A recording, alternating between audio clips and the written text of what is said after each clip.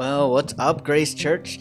Pastor Tom here. Just wanted to come and bring you a short devotion, and this devotion is for the ladies. So the other day, I've been kind of working my way through some Old Testament stuff, and I was in 1 Samuel, and 1 Samuel 25 actually, and it kind of goes through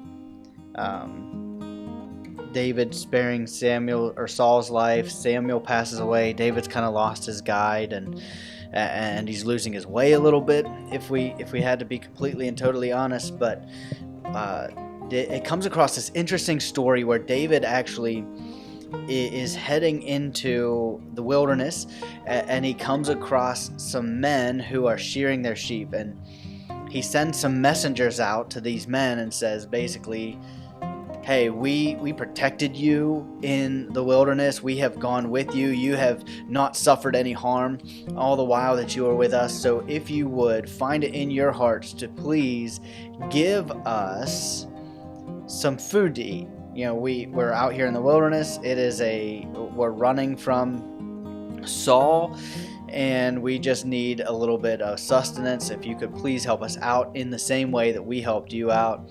And so they went and they talked to a man by the name of Nabal. Now, the Bible describes him, and his wife describes him as worthless, as a scoundrel, and he's just a cheat. So he's like, hey, David, thanks for the free help, but you're getting nothing in return. Now, David, when his men return to him and they say, listen, we asked Nabal if he would help us. And listen, according to the Bible, in 1 Samuel 25, verse 2, it says that his business was in Carmel and the man was very rich. All right, so he would not have noticed the amount of lost wealth if he had helped David. There's no reason. It's not like he's like, I can't afford that, I'll go broke. That's not what was going on. He's not even asked to feed thousands. It's just a couple hundred guys, and he is so wealthy, he would not have noticed. But Nabal says no because he's a worthless scoundrel. So we find David then responds in a very interesting way, because Nabal said, who is David? Who's the son of Jesse? There's many servants these days that are breaking away from their masters. Shall I take my bread, my water, my meat that I've killed from my shears and give it to a man who I do not know where, who's come from I don't know where? And so one of the interesting things here is David's been anointed king already. David's the king, and here's Nabal saying, I don't know who you are. I don't know where you've come from. What mastery do you have over me? So Nabal is saying, don't care that you're the king. I'm going to do what I want. So David responds in anger, and he tells his men, every man strap on his sword. What a strange response. Like, I don't know about you, but to me, it seems like a little bit of an extreme response given the gravity of the offense. Like, Nabal's offense was that he was selfish. Doesn't seem to me like that's an offense worthy of David strapping on a sword and killing every man in camp. That just doesn't seem like an appropriate response. And the simple truth of it is, I wanted there to be backstory. So in my study and me going through it, I wanted there to be backstory of, well, Nabal and David had an agreement, or that in some way Nabal knew that he was supposed to be helping out David and he wasn't doing it, or that Nabal was a servant of Saul's or something. I wanted there to be backstory that would give David ample cause to go out there and kill every man in Nabal's camp. Simple fact, there isn't one. David responded in blind anger because his pride was hurt. Right? So we don't want to think of David that way, but that's who he was, and that's where he's at. So David, in blind anger, takes off. Every man put on your sword, and they're going to go down there and just outright slaughter every single man in the camp. And this is where, ladies, it becomes important for you to be a part of this. His wife's name was Abigail. And according to this, Abigail was, let me go backwards a little bit. Hang on. And his wife Abigail, the woman, was discerning and beautiful, but the man was harsh and badly behaved.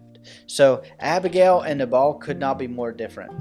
We don't know why Abigail was given to Nabal, most likely because of his wealth that Abigail's father gave her to Nabal. But what we do know is that Abigail was a beautiful and godly woman, and she made intercession to the king on behalf of her wicked husband. So for you ladies, I know a lot of you live in situations where your man is either not a follower of Christ, he's not the spiritual head of your house, he may even be wicked and despicable the way Nabal was, he might be a cheat and a liar. We don't know. You know what situation you're living in, but what you can do is make intercession on behalf of your husband. It doesn't mean judgment's not going to fall.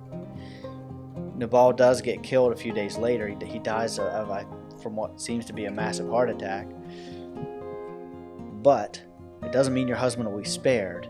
But you can make intercession on behalf of your husbands. And you should be making intercession. There's great power in the intercessions of a godly wife on behalf of her husband. So look at verse 14 in chapter 25. But one of the young men told Abigail, Nabal's wife, "Behold, David has sent messengers out in the wilderness, and our master railed at them. Yet the men were very good to us, and we suffered no harm. We did not miss anything when we were in the fields, as long as we were with them.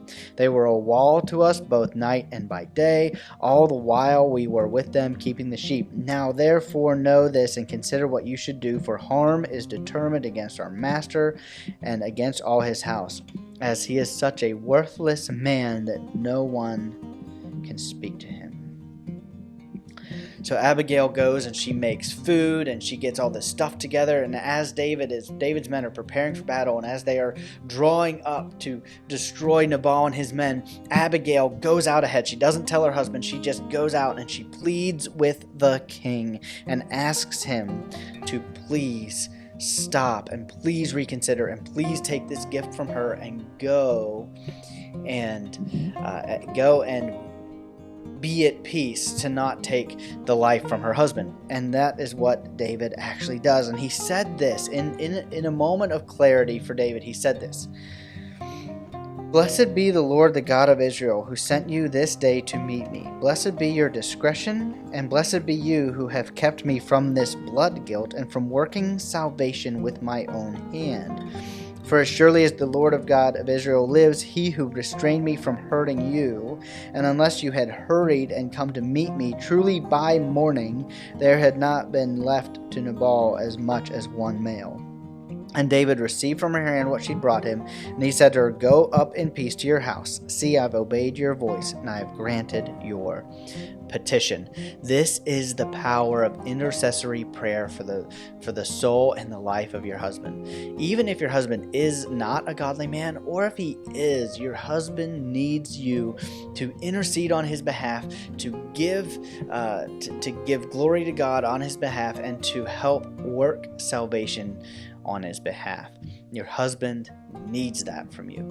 And I want to encourage you ladies today that if you could just intercede on behalf of your husband, if you could just find a way to pray for him daily, make a list of ways that you want to pray for him, things that you can take before the king on behalf of your husband, and you will not believe the victory God can win in your life if you would just intercede on behalf of the man that he's given you. I don't know why you're married to the man you're married to, just like I don't know why Abigail was married to this man. But what I do know is that God expects you to intercede on his behalf and see him work. So there's my encouragement for you ladies here today, Tuesday, and I hope that lifts your heart.